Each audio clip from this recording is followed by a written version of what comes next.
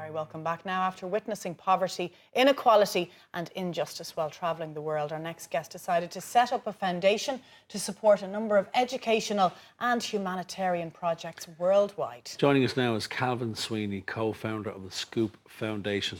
Good morning, sir. Morning. Hi, Calvin. You've had very little sleep because you were working last night very late. I was. Because your background, Calvin, is you're a DJ. You're a DJ by trade. I am, yeah. I have several trades, but DJ be one of them. And you were gigging until 4 o'clock this morning. I was. Well, you're very good to come in after a Certainly few hours are. sleep. My goodness. Tell us, because it's an incredible story that we'll get to Scoop and the foundation itself. But tell us about you, because I was reading up on you and I love the fact that you decided to travel the world straight after you're leaving cert. Yep. And so you left Ireland the day after you're leaving and went to Brazil. And what happened on the first day? I got robbed. Not a great start to your travels. Day one of your world travels. But that didn't put you off. You kept going. No, I should have learned from that, but yeah. And you had a myriad of jobs in the 2 years when you were travelling the world. Yeah. I worked on a fishing boat, banana farming, painting. I worked in a slaughterhouse, just everything, all sorts of stuff. So you spent 2 years travelling the world. Yeah. And when did the notion of doing something in terms of what you were seeing on the streets where you were travelling, when did that come into your mind? Well, as I said, I've probably had about 80 jobs, each more pointless than the last, and I was kind of lost. So I guess at the time it was around 2008, 2009. I was going out with an occupational therapist and she suggested that I get into social care. Yeah. She thought that I'd be suited to that kind of work. So I started off working with old people with dementia out in Blanche and then moved into young people with emotional behavioural difficulties, and then moved into juvenile detention, and then I was working in the homeless sector and ended up in special ed. So I was in a special school in Cabra and I loved the job, but it started to get a bit like Groundhog Day. You know, I wasn't kind of happy and I wasn't really working out despite kind of being really happy. Despite loving the job itself. Yeah, I love the kids, I love the staff, I love the families, but I needed something more. So myself and Andy, we set up the Scoop Foundation in 2009. Is your brother? Yeah. So basically, Andrew was travelling around Southeast Asia and he came across an orphanage just outside Phnom Penh, and it was very basic. It was a classroom, it was a dormitory. So Andrew came back and he couldn't shake the poverty that he'd seen. And in Cambodia, it's not a welfare state, so if you slip through the cracks, chances are you're going to stay in the cracks. Mm-hmm. So Andrew came back, he was good friends with a funk band, so we put on a gig and then a pub quiz and a poker tournament, and it just kind of snowballed from there. And so that's where you started doing fundraisers effectively with gigs and club. Yeah. And then when did it take the next step? And were you involved at that point then with the gigs? I was always on hand to give Andrew my worldly advice. Yes, of course. My older brotherly yes, of advice. Course, yeah. But with me, like I studied journalism in Ballyfermot, and I wanted to be a war photographer originally. So I thought I knew enough by the end of first year, so I dropped out and I went to Israel for the second Intifada. So I was in Palestine, in the West Bank, and in Bethlehem when the Palestinians took it over.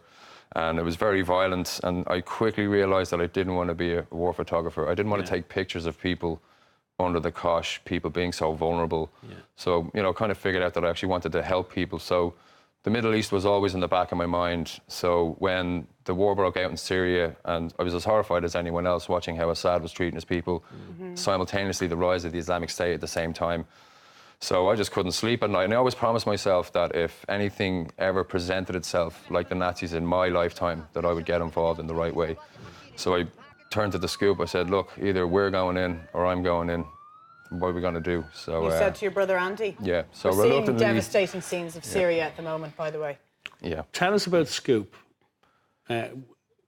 The name, first of all, which I believe your mum came up with. Yeah, my mum came up with it. It was support children out of poverty, and then it just started taking different things like scabbing cash off our parents. And got to start somewhere, right? Yes, Exactly. Very good. But so yeah, we were working with children, but then we moved into Syria and Iraq. So we started to work with emergency services in Syria.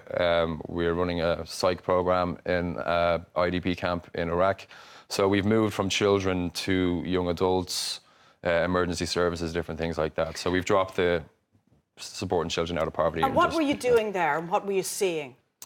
Well, I was working with an organisation called the Kurdish Red Crescent. They set up in 2012, and they're the largest healthcare provider in northern Syria at the moment. So when I worked with them in April 2016, they were still in their infancy, just kind of finding their feet. And they were building a rescue service that was going to respond to civil unrest, car bombs, suicide bombs, and then it was tailing the Kurdish offensive on the Islamic State. So there was a lot of frontline work as well. So now they've become the biggest healthcare provider in northern Syria at the moment. And you're also involved in projects in Ireland as well, though. Yeah, well, I guess, while we're off gallivanting trying to save the world, it's hard to ignore the problems on our own doorstep. So, and particularly the homelessness crisis. Yeah. And I worked in the homeless sector briefly myself. Sure, we all know what's going on there now. So there's an initiative called Street Smart, which is an initiative set up by Brian Cuddy, which works with the hospitality industry. So basically, there's about 35 participating restaurants. So you pay €2 at the end of your bill, and all the money gets collected and split between the homeless services. So Brian approached us to kind of collaborate and get to the next level. So we're absolutely delighted to be working with Street Smart as well. Tell us about this funky symbol on the T-shirt. There is meaning to that, is there? Yeah, it's my friend Gianni he's got a company called Dolce Murda. He designed our Serious Vibes website, and I asked him to kind of come up with a logo, and it literally took him 4 minutes. He came back with this. And that's it? Yeah, so basically it's an S, it's a V, it's a child, it's a bomb. It's kind of, there's a lot going on in it. And in terms of Scoop and projects that are current and what's coming up, where are you at the moment? What are you focusing on at the moment? Well, we just set up something called the Scoop Crew. Basically, the backbone to any non-profit is regular donations, and there's only so far you can go with fundraisers and favors. So we're in dire need of regular donations. So we decided to kind of pull in favors from all our friends with small businesses. We're the official charity partner of Oktoberfest Ireland, so Scoop Crew members can go to Oktoberfest for free. So we've managed to rope in a lot of people to give something back. So if people donate to us, they become a part of the crew, and then they get a few perks here. I'd imagine you also need, again, the backbone of any charity organisation is the volunteers. You need bodies on the ground, don't you? You need feet on the ground. Yeah, well, not necessarily over there, because we can't be taking people to Syria. But you need people here to spread the message of the organisation and collect money and arrange events, etc. Yeah, because we have an outstanding board of directors. We have a small group of volunteers that they give us dig outs at all our events. They're great, but of course we just need more people to get involved. We don't get any government funding.